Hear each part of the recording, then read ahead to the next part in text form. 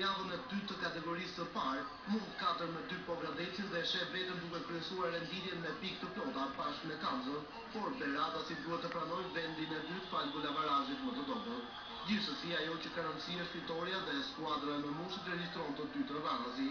Objektivi i vendasve shfaqet qartë që në minutat e para, ndërkohë që goli e përsis nuk vonon. Është minuta e 21, Çavusha e surprizon të gjithë më shumë portierin Bytyçi me një gjuhetje nga 35 metra që do të ndalej vetëm në rrjet. Goli jep krah formacionit Beratas që dominon në fushën e lojës dhe i shkon shumë pranë dyfishimit. Goli i dytë dhe i qetësisë për Tomorin do të vinte në minutën e 42, një gjuhetje e arbrit ndalet me dorë brenda zonës nga mbrojtësi Drajani, kryesori Meta bën shenjë nga aplika e penaltisë, ndërsa gjuhetjen e merr përsipër Çavushaj që nuk gabon, duke kthyer të qetë skuadrën e tij në rrobat e veshjes.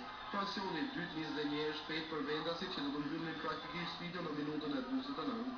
Klodian Arbri gjen takimin me golin duke thelluar diferencën në 3-0.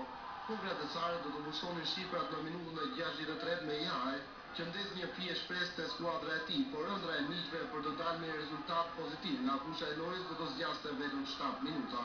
Në të 69-ën Koreshi prek për të katërtën herë rrjetën për gradesare, duke kthyer edhe një herë qetësinë te vendasit. 4-1 dhe rezultati do të mbetej pa ndryshuar deri në limitet e kohës së rregullt. Kur Çerepi do të mbushnonte edhe një herë shifrat, por goli i tij vlen vetëm për statistikë, pasi nuk do të ndalte marshimin e Tomorit, që në 2 javët e para të kategorisë së parë ka marrë maksimumin.